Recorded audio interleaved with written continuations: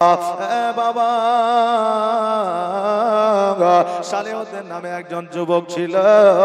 ওই যুবকের কাজ ছিল বন জঙ্গলে কাঠ কেটে নিয়ে এসে বাড়ির বাজারে গিয়ে আপনার বিক্রয় করে ওই কাঠটাকে বিক্রয় করে নিজের সংসার চালানো।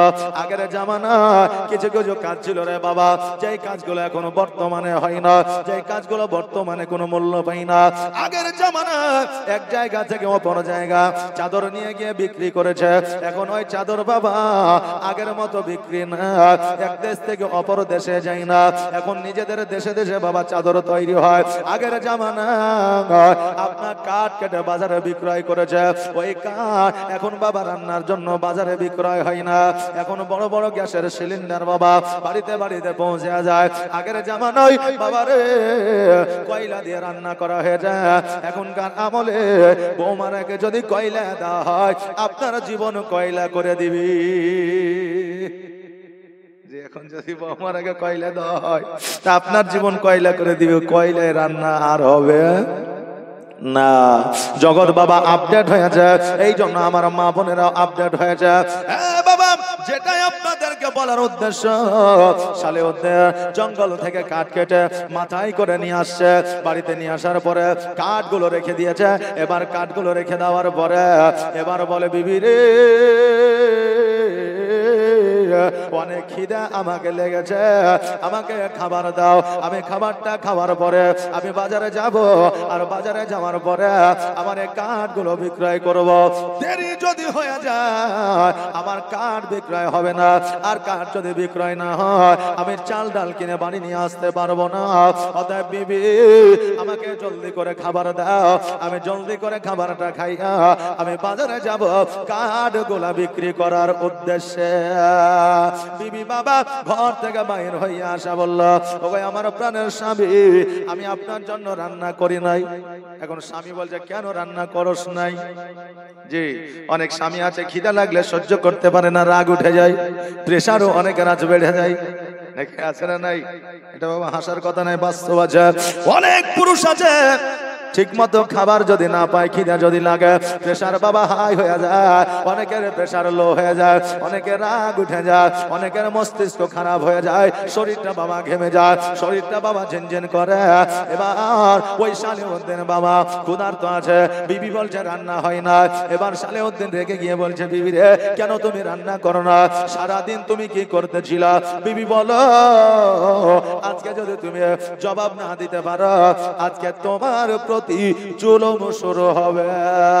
বিবি বলল স্বামী গো আমি কেমন করে রান্না করব, কারণ আপনার মা আমার সঙ্গে যুদ্ধ করেছে, আপনার মা আমার সঙ্গে ঝামেলা করেছে, আপনার মা চাল দেয় না, এই জন্য আমি রান্না করতে পারি না। আজকে বাবা আমাদের মা বোনেরা বিবাহ করে বাড়িতে আসলে একদিন পরে বাবা তার হাতে দায়িত্ব চলে যায়। ঘর থেকে যখন প্রবেশ আপনার শ্বশুর আপনার বাপের বাড়ি থেকে যখন শ্বশুর বাড়িতে প্রবেশ করে, অনেক পরিবার আছে শাশুড়ি মা দরওয়াজার কাছে আঁচল থেকে চাবি খুলে বৌমাকে মালিকানা দেয়। এখন দিচ্ছে কি দিচ্ছে না? কিন্তু বাবারে একটা সময় ছিল শাশুড়িরা বৌমাকে মালিকানা দিত না, শাশুড়িরা চালের হিসাব বৌমারাকে দিত না, শাশুড়ি চাল এনে দিত, বৌমারা রান্না করত, শাশুড়ি আলু ডাল দিত, বৌমারা রান্না করত। এইরকম একটা সময় ছিল। বর্তমানে এই সময় নাই রে বাবা, এখন সবাই মালিক, বৌমা শাশুড়িকে কিছু মনে করে না, শাশুড়ি বৌমাকে কিছু মনে করে না, কারণ এটা আমাদের ভুল, বৌমাদের ভুল নয়। কারণ শাশুড়ি আর বৌমা এরা একই সাথে এমন ভাবে চলে জানে তারা শাশুড়ি বৌমা নয়, তারা আসলে কলেজের বান্ধবী। এরা বৌমা শাশুড়ি লয়, এদেরকে দেখে মনে হয় কলেজের বান্ধবী। এই জন্য তো বৌমার ইজ্জত শাশুড়ির কাছে নাই, আর শাশুড়ির ইজ্জত বৌমার কাছে নাই। আপনার প্র্যাকটিক্যালি জীবন যেমনই হোক না কেন, আপনার রাখালকে যদি আপনি মনে করেন যে আমার সিংহাসনে পার্শ্বে বসাবো, বুঝলেন, তো পরের দিন আপনার হাঁটুর উপরে পা তুলবে আপনার সামনে, তুলবে না? এই জন্য যার যে জায়গা তাকে সেই জায়গায় রাখতে হবে। হ্যাঁ বাবা এই জন্য বৌমাদেরকে বৌমার জায়গাতে শাসন করে রাখতে হবে। বৌমারা শাশুড়িদেরকে শাশুড়ির মতো করে সম্মান করবে। পরিবার যেই পরিবেশ আমি তৈরি করব বাবা, সেই পরিবেশটা তৈরি হবে। এখানে বৌমাদের দোষ দিয়ে কোনো লাভ হবে না। আরে বাবা, ওই সালেউদ্দিন বলল আমার মা কেন চাল দেয় না? বলে আমি জানি না। আমার মা কেন রান্না করতে দেয় না? বলে আমি জানি না। এবার সালেউদ্দিন বলল আমার মা আমার স্ত্রী প্রতিনিয়ত প্রতিদিন ঝগড়া ঝামেলা করছে, আজকে এই ঝামেলা যেমন করে হোক বন্ধ করতে হবে। এই রকম অনেক পরিবারে প্রতিনিয়ত শাশুড়ি আর বৌমা যুদ্ধ হয়। এবার বাবাজি ভাইরা ওই সালেউদ্দিন বাবা দৌড়াতে দৌড়াতে গিয়া মায়ের কাছে গেল, দরওয়াজাটা যেমনই খুলে দিল। এবার দরওয়াজাটা খুলে দেওয়ার পরে দেখছে যেন মা তার আগুন পোহাইতেছে ঘরের মধ্যে। শীতের দিন, ঠান্ডার সময়। আরে বাবা, এখন বর্তমানে শীতের সময় আসলে ঘরের মধ্যে হিটার লাগাইয়া দিই, গরমের সময় আসলে ঘরের মধ্যে এসি লাগাইয়া দিয়ে, এখন অতিরিক্ত গরম পড়িলে পাঙ্খা ফ্যান চালাইয়া দিয়ে। আগের আমলে পাঙ্খা ছিল না, এসি ছিল না, হিটার ছিল না। আগের আমলে ঠান্ডা লাগিলে মানুষ লকড়ি খড়ি দিয়ে আগুন জ্বালাইতো, আর গরম বেশি লাগলে বাবারে তালের পাখা খেজুরের পাখা দিয়া তারা শীতল হইতো। বাবানি ভাইরা, এবার সালেউদ্দিন ওই মায়ের কাছে যাইয়া মা দেখছে আগুন পোহাইতে আছে। এবার সালেউদ্দিন রাগে রাগান্বিত হইয়া পেছন থেকে মায়ের পিঠে যেন একটা লাথি মেরে দিল। আর যেমন লাথি মেরে দেওয়া, ওই সালেউদ্দিনের মা ওই আগুনের মধ্যে যেন মুখ থুবড়ে পড়ে গেল। এবার সালেউদ্দিন চিন্তা করে আল্লাহ গো, আমার মাকে রাগের মাথায় আমি রাগান্বিত হইয়া লাথি মেরে দিয়েছে। ও আল্লাহ, আমার বড় অন্যায় হয়ে গেছে। আজকে মাকে আমি আগুন থেকে উঠায়া আমি মায়ের কাছে ক্ষমা চেয়ে নিব। এবার সালেউদ্দিন যখন বাবা ওই তার মাকে ডেকে উঠাইছে, ওই মা জগতের মধ্যে আর যেন বেঁচে না। ওই মা ইহ জগৎ ছেড়ে পর জগৎ গমন করেছে। একবার আওয়াজ দিয়ে বলে ইন্না লিল্লাহি ওয়া ইন্না ইলাইহি রাজিউন। আজকে সালেউদ্দিন বলে আল্লাহ গো, আমার লাথির কারণে আজকে হয়তো মা ইন্তেকাল করেছে, কিন্তু বাবা আমার আল্লাহ তাবারাক তাআলা কোরআনুল মাজিদের মধ্যে বলেছে খুলিকাল ইনসানু দাইফা। বান্দারে আমি একটা সময় দিয়ে, আমি একটা টাইম দিয়ে, আমি একটা নির্ধারিত সময় দিয়ে তোমাকে জগতের মধ্যে পাঠিয়েছি। তোমাদের সময় যখন সমাপ্ত হয়ে যাবে আমি আল্লাহ তোমাদের মওত ঘটাবো। জোরে বলেন সুবহানাল্লাহ। বাবা এবার ওই সালেউদ্দিন মায়ের কাফন দাফনের ব্যবস্থা করলে 3 দিন যখন পার হয়ে গেল, হঠাৎ করে যেই পা দিয়ে মাকে লাথি মারা হয়েছিল ওই পা খানা যেন পঙ্গু হয়ে গেল। 2 দিন পরে আবার যেন তার অপর পা পঙ্গু হয়ে গেল।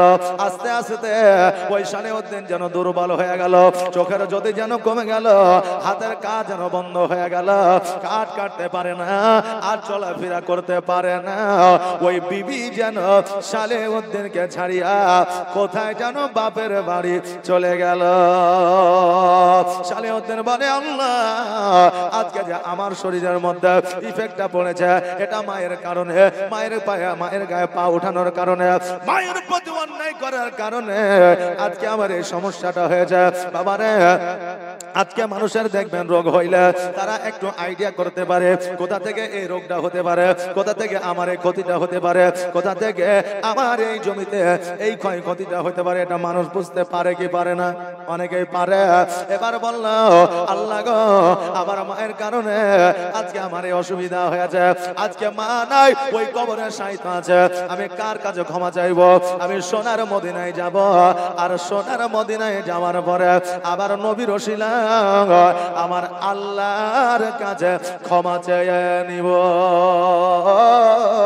ওই সালের মধ্যে জীবনে যা উপার্জন করেছিল সব কিছু আপনার বিক্রি করে দিয়া মদিনার দিকে যেন রওনা হয়ে গেল। মদিনায় যাওয়ার পরে আমার নবীজির রওজা মুবারকের পাশে বসিয়া যেন কান্না করে আর বলে আল্লাহ, জীবনে বড় ভুল করেছি, জীবনে বড় অন্যায় করেছি, জীবনে মায়ের গায়ে হাত তুলে আমি বড় অপরাধ করেছি। ওগো আল্লাহ, আমার নবীর ওসিলায় দয়া করে তুমি আমাকে ক্ষমা করে দাও। ওই পথ দিয়া আপনার মদিনার ইমাম যেন বাবা চলে যাচ্ছে, হঠাৎ করে সালেউদ্দিনের দিকে বাবা নজর পড়েছে। এবার বলে আল্লাহর বান্দা শোনো, আজকে তোমার চেহারা দেখে বোঝা যায় তুমি বড় পাপিষ্ঠ, তুমি বড় জগতের মধ্যে অন্যায় করেছ।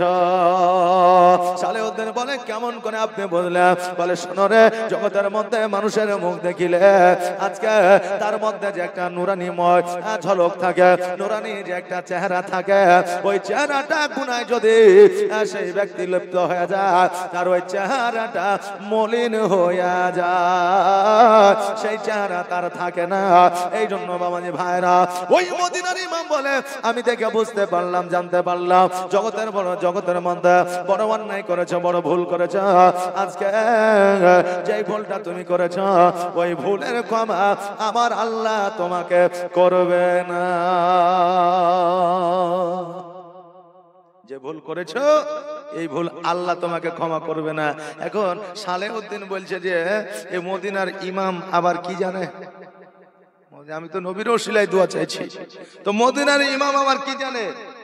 দেখবেন পাড়া প্রতিবেশী এলাকায় যদি কেউ পপুলারিটি অর্জন করে, কোনো মোড়ল হয়, নেতা হয়, বা যদি কেউ মাস্টার হয়, ডাক্তার হয়, উকিল হয়, আলেম হয়, তো দেখবেন তার জন্য দুশ্মন তৈরি করার জন্য টাকা পয়সা খরচ করতে হয় না, অটোমেটিক দুশ্মন তৈরি হয়ে যায়, না হয় না? পপুলার মানুষের দুশ্মন বেশি থাকে, প্রত্যেকটা মানুষের দুশ্মন থাকে। কিন্তু বেরাদার, আমরা তো পরের আলে পা দিই না, কারোর সঙ্গে যুদ্ধ করি না, কারো ক্ষতি করি না, আপনিও করেন না, সেও করেন না, কিন্তু তাদের দুশ্মন কেন? বেরাদার, আপনার মধ্যে ভালো গুণ যদি দেখে দুশ্মন তৈরি হয়ে যাবে। আচ্ছা বলেন, জোনাকি আর সাপের মধ্যে কোনো সম্পর্ক আছে?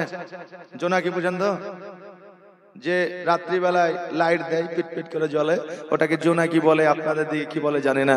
তো ওই জোনাকি আকাশে উড়ে, সাপ জমিনে চলে। তো সাপ যে খাবার খায়, জোনাকি খায় না, জোনাকি যা খায় সাপে খায় না, নাকি? তাহলে ওর সাথে কোনো সম্পর্ক নাই। কিন্তু জোনাকি দেখলেই সাপের নেট চালায়, এই সরে যা, চলে যা, কি করছে এখানে, মানে এরকম ব্যাপার। তো জোনাকি বলছে তোমার সাথে আমার কোনো সম্পর্ক নাই, তুমি যে খাবার খাও সে খাবার আমি খাই না, তুমি যে ইয়েতে থাকো, যে জায়গায় থাকো, যে ঘরে থাকো, আমি সেখানে থাকি না, অথচ আমার উপরে এত হিংসা কিসের? বলছে আমি জানি আমার সাথে তোর কোনো মিল নাই, আমার সাথে আল্লাহ তোর কোনো মিল দেয় নি, আমার কোনো অসুবিধা হয় না, আমি তোর কোনো অসুবিধা দেখতে পাই না, কিন্তু তোর পাছায় যে লাইটটা জ্বলে ওই লাইটটা আমার নাই। কথা বুঝলেন না? যে আলোটা জ্বলে ওই আলোটা আমার নাই, এই জন্য আমার তোর উপরে হিংসা হয়, আমার কাছে তুই আসবি না। তা আপনার যে হিংসা করবে, দেখবে তার মধ্যে ওই গুণ নাই, ওই প্রতিভা আল্লাহ তাকে দেয়নি, এই জন্য আপনার প্রতি সেই হিংসা করে। এবার সালেউদ্দিন বলে আল্লাহ, আমি যে অন্যায় করেছি, আমি যে ভুল করেছি, এটা একমাত্র আমি ছাড়া জগতের কোনো মানুষ জানে না, এটা আমি ছাড়া আর আমার মা ছাড়া এটা কেউ জানে না। অতএব মদিনার ইমাম কেমন করে আমাকে বলতে পারে আমার বড় অন্যায় হয়েছে, ভুল হয়েছে?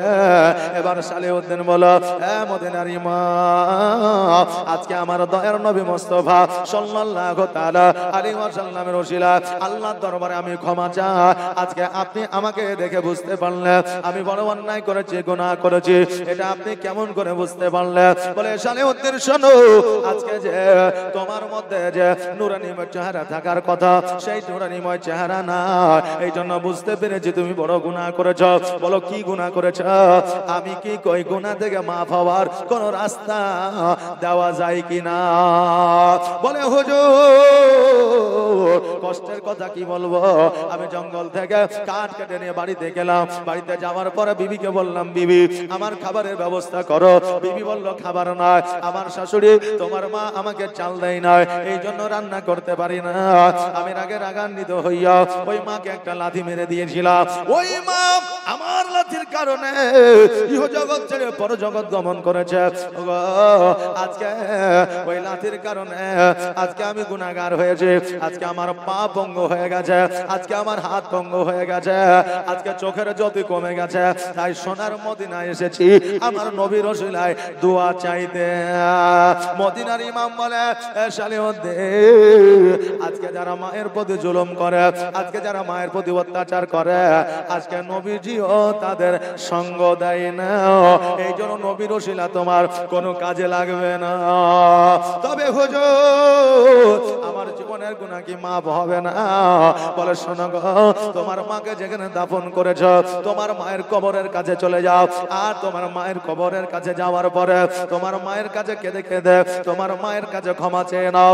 তোমার মা যদি ক্ষমা করে দেয়, খোদার কসম করে বলি আল্লাহ তোমার জীবনের গুনাহ ক্ষমা করে দিবে। সালেউদ্দিন বলে হুজুর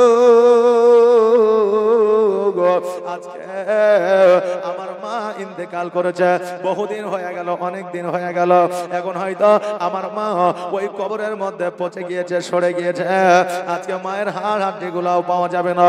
মদিনার ইমাম বলল, সালেউদ্দিন শোনো রে, আজকে তোমাকে আমি বলে যা, মানুষের শরীর মারা যায় কিন্তু মানুষের আত্মা মারা যায় না। তুমি যেই জায়গা যাওয়ার পরে তোমার মায়ের কবরের কাছে দোয়া করবা, তোমার মায়ের কবর জিয়ারত করবা, তোমার মা তোমাকে দেখতে পাবে, তোমার মা এর জন্য যেই দোয়া করবে ওই দোয়া আল্লাহর দরবারে কবুল হবে। এই জন্য তোমার মায়ের কবরের কাছে যাও আর তোমার মায়ের কাছে ক্ষমা চেয়ে নাও। সালেউদ্দিন এবার বাবা সোনার মদিনা থেকে এসে বাড়িতে আসিয়া এবার মায়ের কবরের কাছে যাইয়া মা মা বলে কান্দে, মা গো আজকে তোমাকে লাথি মেরে আমি বড় অন্যায় করেছি, আমি বড় ভুল করেছি। আজকে মা তোমাকে লাথি মারার কারণে আমার পা পঙ্গু হয়ে গেছে, আমার হাত পঙ্গু হয়ে গেছে, আজকে চোখে আমি দেখতে পাই না, আমি কানে ভালো শুনতে পাই না। ওগো মা আজকে আমার বিবি অবহেলিত করেছে, আজকে শুধু বিবি নয়, আজকে পাড়া প্রতিবেশী, এলাকাবাসী, গ্রামবাসী, শহরবাসী, এমনকি আমার দয়ার নবী মুস্তাফা সাল্লাল্লাহু তাআলা আলাইহি ওয়াসাল্লাম আজকে আমাকে দেখতে পারে না। মা গো গো আজকে তুমি দয়া করে আমাকে ক্ষমা করে দাও। ওগো মা আজকে আমি যখন বাচ্চা ছিলাম আমি একবার কান্না করলে সারা রাত তোমার ঘুম হয় না, আজকে আমি এক বেলা না খাইলে সারা দিন তুমি খাও না। ওগো মা জননী আজকে তোমার সন্তান এত কষ্টের মধ্যে আছে, মা গো আজকে তুমি যদি আমাকে ক্ষমা করে দাও আমার জীবনের গুনাহ কাটাগুলো আমার আল্লাহ মাফ করে দিবে। মা আজকে তুমি যদি আমাকে ক্ষমা না করো আজকে আল্লাহ আমাকে ক্ষমা করবে না।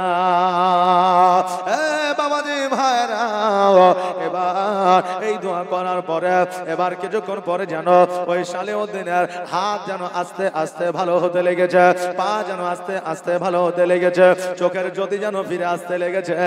সালেউদ্দিন বলে, মা আজকে তুমি আমাকে ক্ষমা করে দিয়েছ, এটা আমি বুঝে গিয়েছি। জোরে বলেন সুবহানাল্লাহ। আরে বাবাজি ভাইরা আজকে জগতের মধ্যে আমরা যে মাকে মায়ের প্রতি জুলুম করছে, আজকে মাকে অনাহারে আমরা বাড়িতে রেখে দিচ্ছি, আজকে মায়ের কথাই আমরা শুনি না, আজকে মাকে আমরা গুরুত্ব দিই না। কিন্তু বাবা তোমরা কি জানো না, জানো না মা বাবা বিনা তোমার কোনো ইবাদত আল্লাহর দরবারে কাজে লাগবে না। আপনি বলবেন হুজুর গো আজকে পৃথিবীর মধ্যে বহু রকমের মা আছে, বহু রকমের আব্বা আছে, বলবেন বহু রকম মানে কি? বলে অনেকেই সন্তানদের ঠিক মতো লালন পালন করে, আবার অনেকেই লালন পালন করে না। অনেক মা আছে চারটা সন্তানের মধ্যে একটা সন্তানকে দেখতে পারে, বাকি একটা সন্তানকে চোখে পড়ে দেখতে পারে না। একটা সন্তানকে 2 বিঘা জমি বেশি দিয়েছে আর একটা সন্তানকে 2 বিঘা জমি কম দিয়েছে। এরকম মা বাবা আছে না নাই বাবা? আছে। কিন্তু আমার রাসূল বলেছে, হ্যাঁ আমার উম্মত উম্মতিরা, তোমার মা তোমার বাবা যাই করুক না কেন, তুমি জগতের মধ্যে সন্তান হইয়া তোমার বাবা মায়ের বিচার তুমি করতে পারবে না। একমাত্র তোমার বাবা মায়ের বিচার যদি করে আমার আল্লাহ তাবারাক তাআলা করবে। জোরে বলেন সুবহানাল্লাহ। এই জন্য কবির ভাষায় বলেছে, মায়ের দিলে ব্যথা কখনো দিও না, কখনো দিও না, মায়ের দিলেতে ব্যথা কখনো দিও না, কখনো দিও না। আর মায়ের দোয়ায় পাওয়া যাই গো জান্নাত জান্নাতের ঠিকানা, মায়ের দিলেতে ব্যথা কখনো দিও না, কখনো দিও না। দেখো দুঃখে দুঃখিনী রবে, আর ছেলের খুশির তরে মা মরতে রাজি হবে। আর জীবন দিলেও শোধ হবে না, মায়ের দুধের দে না, মায়ের দিলেতে ব্যথা কখনো দিও না, কখনো দিও না। আল্লাহুম্মা সাল্লি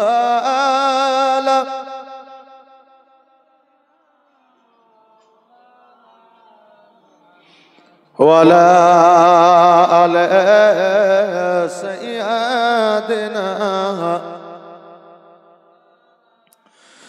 মুহাম্মাদ।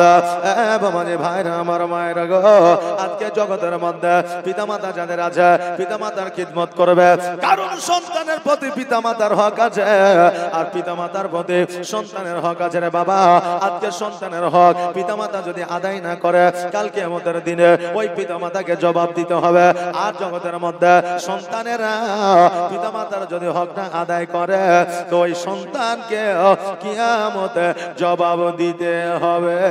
জোরে বলেন সুবহানাল্লাহ। বাবাজি ভাইরা আমার মায়েরা, আজকে আমার দয়ার নবী মুস্তাফা সাল্লাল্লাহু তাআলা আলাইহি ওয়াসাল্লাম জগতের মধ্যে যেই শিক্ষা আমাদের দিয়েছে, ওই শিক্ষা যদি আমরা নিয়ে চলতে না পারি, ওই শিক্ষা যদি আমাদের মধ্যে না আসে, আমাদের জীবনটা হয়ে যাবে বৃথা। আমরা অনেকে আছি মনে মনে ভাবি বাপ মায়ের সেবা করব, খিদমত করব, বাপ মায়ের কষ্ট দেব না, তবুও হয়ে যায় অনেক সময়। হয় কি হয় না? চাই না আমরা মাকে কষ্ট দিতে, বাবাকে কষ্ট দিতে, কিন্তু পারিবারিক সমস্যার কারণে কোনো না কারণে হয়ে যায়। এটা আমাদেরকে রদ করতে হবে, এটা আমাদেরকে বুঝতে হবে, জানতে হবে, এবং যাতে কোনো রকম ভাবে কষ্ট তারা যাতে না পায়। কারণ মা যদি কষ্ট পেয়ে যায়, আর সে মহল্লা পর্যন্ত কেঁপে যায়। জোরে বলেন সুবহানাল্লাহ। তাই কষ্ট যাতে না পায়, এর জন্য আমাদের জবান, আমাদের মন মানসিকতাকে ধরে রাখতে হবে বেরাদার। আর কথাবার্তা আমাদেরকে ভেবে চিনতে বলতে হবে। হট করে কথা আসলে বলে দিলাম, এতে মা বাবা হয়তো কষ্ট পেতে পারে। কারণ এক জামাই বুঝলেন শ্বশুর বাড়ি গেছে, আর শ্বশুর বাড়িতে যাওয়ার পরে শাশুড়িকে বলছে, মা আমি এসেছি, আপনার মেয়ে বলেছে যে আপনার বাড়িতে নাকি তার একটা শাড়ি আছে, তাই দেন আমি বাড়ি চলে যাব। এখন বলছে, না বাবা একটু দাঁড়াও, আমি একটু খাবারের ব্যবস্থা করি। তো জামাই আসলে শাশুড়িরা খাবারের ব্যবস্থা করে না, এরকম শাশুড়ি খুব কম আছে নাকি বলেন? জি। তো এবার খাবারের ব্যবস্থা করেছে, তার সঙ্গে দেখছে মুরগির মাংস রান্না করেছে। এখন জামাই বলছে, হ্যাঁ মা, আজকে আমি এই সামান্য সময়ের জন্য আসলাম, পরে না এই মুরগি কাটতেন, এখন মুরগি কাটার কি দরকার ছিল, আমি ওই সবজি টবজি দিয়ে খাইয়া চলে যেতাম। তখন শাশুড়ি বলছে, জামাই আমার বাড়িতে তো একটা লয়, 5টা লয়, 10টা লয়, আমার বাড়িতে 20 থেকে 25টা মুরগি আছে, তো একটা কাটলাম তো কি হইলেও জানবো, কুকুর শিয়ালে খাইয়ে নিয়ে যায়। একটা কাটলাম তো কি হলো জানবো, কুকুর শিয়ালে খাইলেছে। কিন্তু শাশুড়ি জামাইকে কষ্ট দিবে এরকম উদ্দেশ্যে বলেনি, যে একটা কাটলাম তো কি হলো, এরকম একটা মানসিকতা নিয়ে জামাইকে বলেছে। কিন্তু ওই জামাই যদি বুদ্ধি থাকে, ও গোশত আর খাবে? যে খাবে না।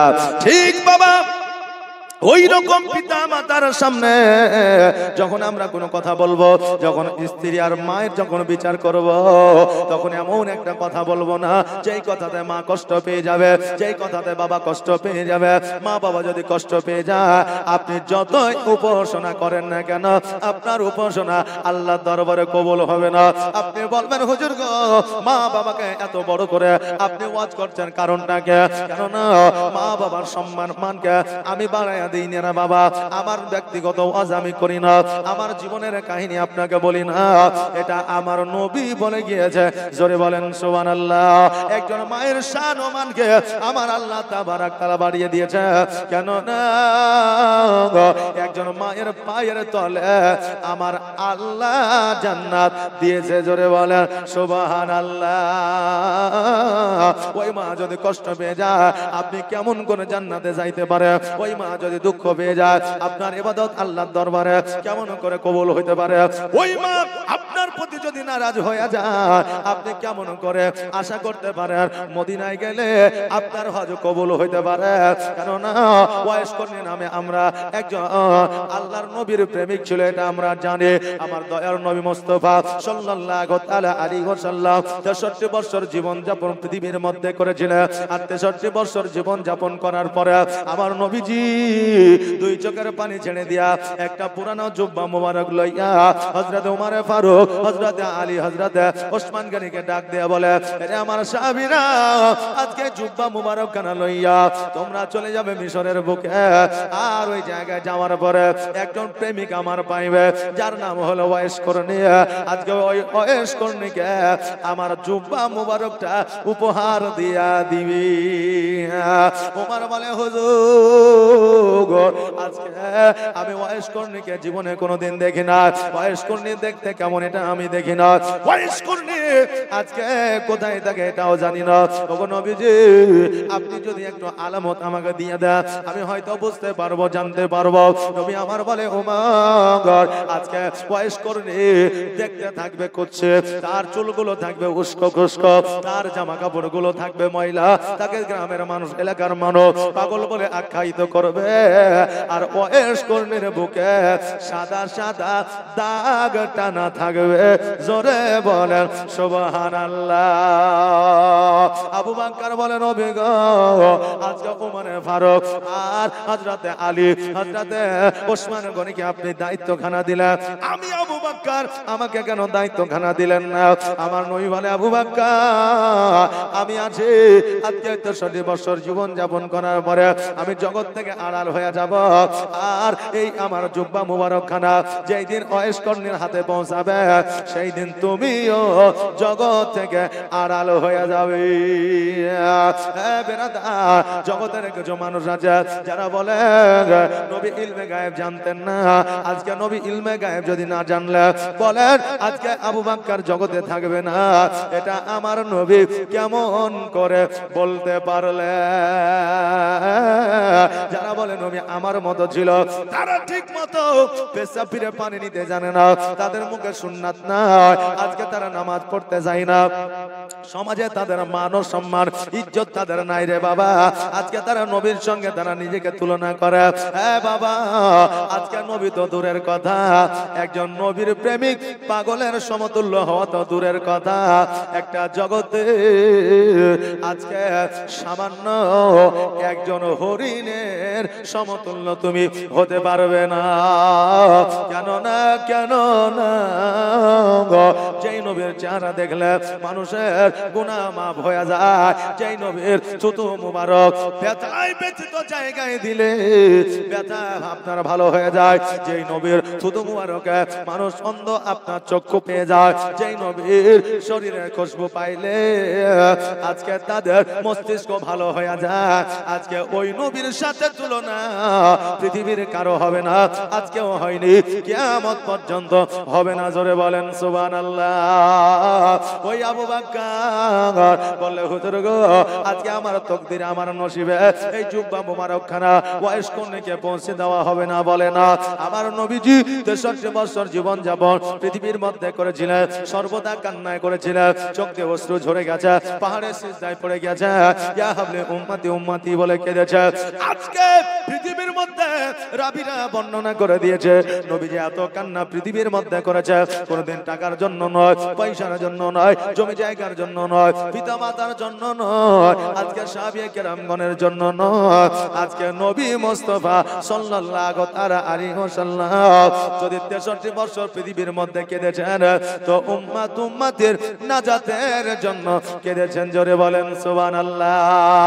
আজকে আমার নবীজি সোনার মদিনায় কাঁদে, কিয়ামত পর্যন্ত আমার নবী উম্মতের জন্য কাঁদবে। জোরে বলেন সুবহানাল্লাহ।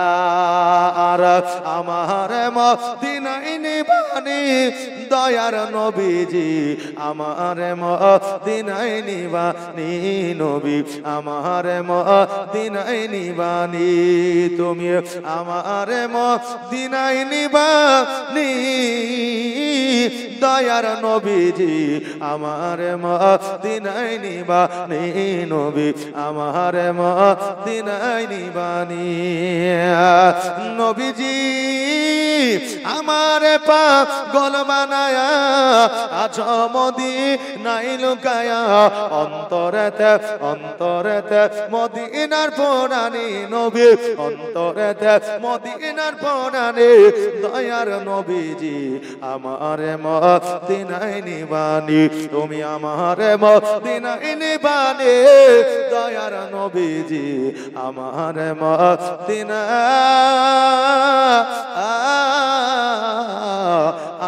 নিবানি। আল্লাহুম্মা সাল্লি আলা মাওলানা মুহাম্মাদ ওয়ালা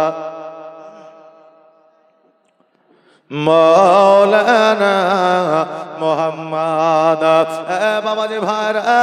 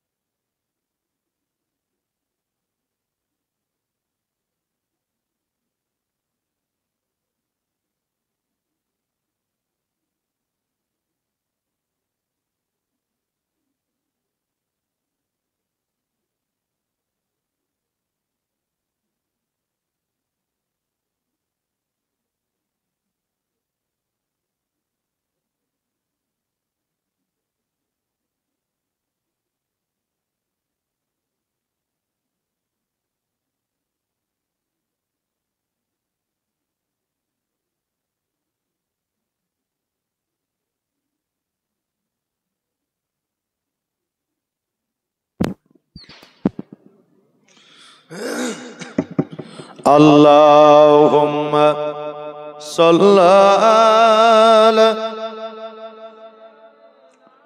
মাওলানা মুহাম্মাদ। বাবাজি ভাইরা, আমার দয়ার নবী মুস্তাফা সাল্লাল্লাহু তাআলা আলাইহি ওয়াসাল্লাম কিয়ামত পর্যন্ত নবী উম্মতের জন্য কাঁদবে। বেরাদার, আমার নবী যে জগৎ থেকে আড়াল হয়ে গেলে, এবার আবু বকর সিদ্দিক রাদিয়াল্লাহু তাআলা আনহু উনি যেন বাবা প্রথম খলিফায়ে রাশিদিন হলেন। উনি খলিফায়ে রাশিদিন ছিলেন। উনি যখন এই জগৎ ছেড়ে পর জগৎ গমন করলেন, আড়াল যখন হয়ে গেলেন রে বাবা, সকল সাহাবীদেরকে ডাকলে, ওসমান গনি শোনো, আলী রে, আজকে নবী আমাকে একটা ওসিয়ত করে গেছে। ওসিয়তটা হলো আজকে বয়স কর্ণের কাছে এই জুব্বা মুবারকটা পৌঁছায়া দিতে হবে। বেরাদার, আমার হযরত ওমর ফারুক, হযরত ওসমান গনি, হযরত আলী রাদিয়াল্লাহু তাআলা ওনারা যেন বয়স কর্ণের খোঁজে বার হয়ে গেলেন। একদিন, দুই দিন, 3 দিন, 4 দিন, 5 দিন, 7 দিন আপনার অতিবাহিত হয়ে গেল, বয়স কর্ণে যেন খোঁজ পাই না। হঠাৎ করে এবার বাবা রাস্তার ধার দিয়ে হেঁটে আসছে। হঠাৎ করে দেখছে যেন অনেক মানুষ আপনার রাস্তার ধারে ধারে দাঁড়ায় আছে, রাস্তা পুরো খালি হয়ে আছে। ওমর বলে, শোনো গো ও গ্রামবাসীরা, আজকে রাস্তায় কেউ নাই, কোনো মানুষ নাই, কোনো জীব জন্তু নাই, আজকে তোমরা রাস্তার ধারে দাঁড়ায় আছো, কারণটা কি? গ্রামের মানুষেরা বলে, শোনো, তোমরা কোথা থেকে এসেছো আমরা জানি না, তবে তোমরা কি জানো না এই রাস্তা দিয়ে একটা পাগল হেঁটে যায়, এই রাস্তা দিয়ে একটা পাগল হেঁটে যায়। এই পাগলকে দেখার জন্য আজকে এই গ্রামের মানুষ সবাই দাঁড়ায় আছে। বলে পাগলকে দেখার জন্য দাঁড়ায় আছো কেন? কারণ পাগলের তো কোনো আপনার পপুলারিটি থাকে না। বলে শোনো গো, এই পাগল সেই পাগল নয়। এই পাগল যখন রাস্তা দিয়ে হেঁটে যায়, এই পাগলের শরীরটা উস্কো খুস্কো, চুলগুলো উস্কো খুস্কো, জামা কাপড়গুলো ময়লা, কিন্তু পাগলের শরীর থেকে যে খুশবুটা বের হয়, ওই খুশবুটা মেশকে আম্বারের মতো বের হয়। জোরে বলেন সুবহানাল্লাহ। আমার ওমর বলে শোনো, আজকে যেই লোকটার কথা বলতে আছে এই লোকটার অন্য কেউ নয়, এটাই হবে হযরতে ওয়াইস করণী। ওমর ফারুক রাদিয়াল্লাহু তাআলা আনহু রাস্তার ধারে যেন বাবা দাঁড়িয়ে আছে, এবার ওয়াইস করণী যেন বাবা রাস্তা দিয়ে হেঁটে আসছে। সবাই আপনার ওয়াইস করণীর শরীর থেকে মেশকে আম্বারে খুশবু নিতে আছে, কিন্তু ওমর যেন সামনে গিয়ে দাঁড়ালেন। দাঁড়ানোর পরে বলে, আল্লাহর বান্দা তোমার নাম কানা কি একবার আমাকে বলো। ওয়াইস করণী বলে শোনো গো, আমার নামটা তোমাকে পরে বলবো, তোমার নামটা কি আমি ওয়াইস করণী বলে দিতে পারবো। বলছে পারে, আমি বলতে পারছি না যে ওয়াইস করণী কিনা, আর ও বলছে আমার নামটা বলে দিতে পারবো। তো বলছে বলো তাহলে। তো বলছে শোনো, আজকে তুমি হলে আরব দেশের মদিনার খলিফা, তোমার নাম হলো ওমর। ওমর ফারুক যেন অবাক হয়ে গেল, বলে শোনো, আজকে আমার নাম তুমি কেমন করে জানলে? আমি খলিফায়ে রাশিদিন, এটা তুমি কেমন করে জানলে? এবার ওয়াইস করণী বলে শোনো গো, আজকে আমার নবী মুস্তাফা সাল্লাল্লাহু তাআলা আলাইহি ওয়াসাল্লাম প্রতিনিয়ত প্রতি রাত্রে আমার নবীজি আমাকে স্বপ্নের মাধ্যমে দেখা দেয়। আমার নবীর শরীর থেকে যে খুশবুটা বের হয়, আজকে তোমার শরীর থেকে সেই খুশবুটা বের হয়। জোরে বলেন সুবহানাল্লাহ। আজকে সোনার মদিনা খুশবুটা তোমার শরীর থেকে পাওয়া যায়। আমি মনে মনে চিন্তা করলাম, এই সোনার মদিনার খুশবু একমাত্র উমরের শরীর থেকে পাওয়া যাবে। আর আজকে আরবের মানুষ এই জায়গায় আসবে কারো ক্ষমতা না, একমাত্র কেউ যদি আসতে পারে সেই হবে আরব দেশের খলিফা। জোরে বলেন সুবহানাল্লাহ। এই জন্য আমি তোমাকে বলে দিয়েছি, তুমি হলে আরব দেশের খলিফা, তোমার নাম হলো ওয়াইস করণী। এবার উমর বলে শোনো, তোমার আধ্যাত্মিক জ্ঞান আমার আল্লাহ তাবারক তাআলা এত দিয়েছে, নবীকে তুমি এত ভালোবাসো, নবীর শরীরে খুশবু তুমি পাও, নবীর শরীরে খুশবু তো দূরের কথা, আজকে মদিনার খুশবু তুমি পাও। আজকে একবারের জন্য কেন তুমি সোনার মদিনায় যাও না? আমার নবীকে প্র্যাকটিক্যালি কেন দেখো না? ওয়াইস করণী বলে শোনো গো, আজকে কেমন করে আমি সোনার মদিনায় যাব?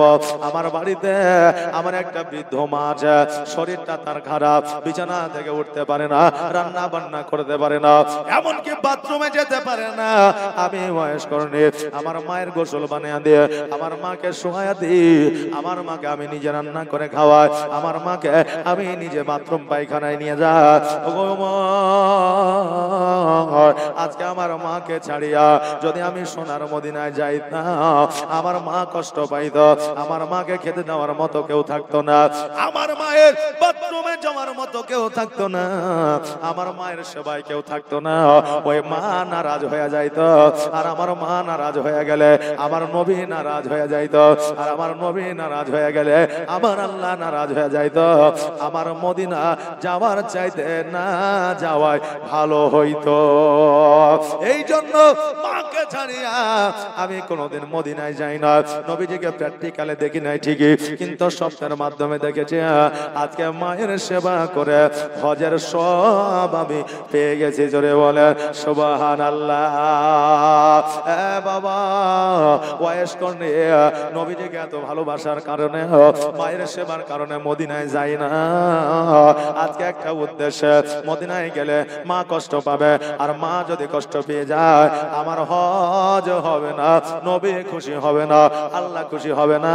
এই জন্য মদিনা যাবার চাইতে মায়ের সেবা করা হলো উত্তম জোরে বলেন সুবহানাল্লাহ। আমার নবী মুস্তাফা সাল্লাল্লাহু তাআলা আলাইহি ওয়াসাল্লাম আমাকে স্বপ্নের মাধ্যমে বলেছে, বয়স করনি, আজকে তোমার মায়ের সেবা করার কারণে আমি নবী বড় খুশি হয়েছে, এই জন্য তোমাকে একটা জুব্বা উপহার দিয়েছি। জোরে বলেন সুবহানাল্লাহ। আজকে আপনি এই জায়গায় উপস্থিত হয়েছে আমাকে একটা জুব্বা মুবারক দেওয়ার জন্য। বাবাজি ভাইরা, আজকে নবীর প্রেমিক হইয়া যদি এত আধ্যাত্মিক জ্ঞানের পাওয়ার তার মধ্যে থাকে, আমার নবীর পাওয়ার কত ছিল। নবীর প্রেমে পাগল হইলে, নবীর প্রেমে পাগল হইলে আমার আল্লাহ তাআলা খুশি। নবীর দরুদ পড়ো দিবানিশি, নবীর দরুদ পড়ো দিবানিশি। নবীর প্রেমে পাগল হইলে, নবীর প্রেমে পাগল হইলে আমার আল্লাহ তাআলা খুশি। নবীর দরুদ পড়ো দিবানিশি। ও কি নবীর প্রেমে পাগল হইলে আমার আল্লাহ তাআলার দিদার মিলে গো। থাকো যদি যদ বাহালে, থাকো যদি আজদ বাহালে, হইয়া প্রেম দাসী। নবীর দরুদ পড়ো দিবানিশি। নবীর প্রেমে পাগল হইলে, নবীর প্রেমে পাগল হইলে আমার আল্লাহ তাআলা খুশি। নবীর দরুদ পড়ো দিবানিশি। বাবা, জগতের মধ্যে ওই বয়স কন্যাকে পাগল বলেছে, ওই বয়স কন্যাকে ফকির বলা হয়েছে। তবে বাবা, জগতের মধ্যে বয়স কন্যা ফকির ছিলেন এটা ঠিক, কিন্তু মানুষের দ্বারে ভিক্ষা করে না। বয়স কন্যা জীবনে কোনোদিন গাঞ্জা খায় না। বয়স কন্যা জীবনে কোনোদিন আপনার মানুষের কাছে যাইয়া চিটিং বাজে কথা বলিয়া মা বোনেদের কাছে কোনোদিন টাকা রোজগার করে না।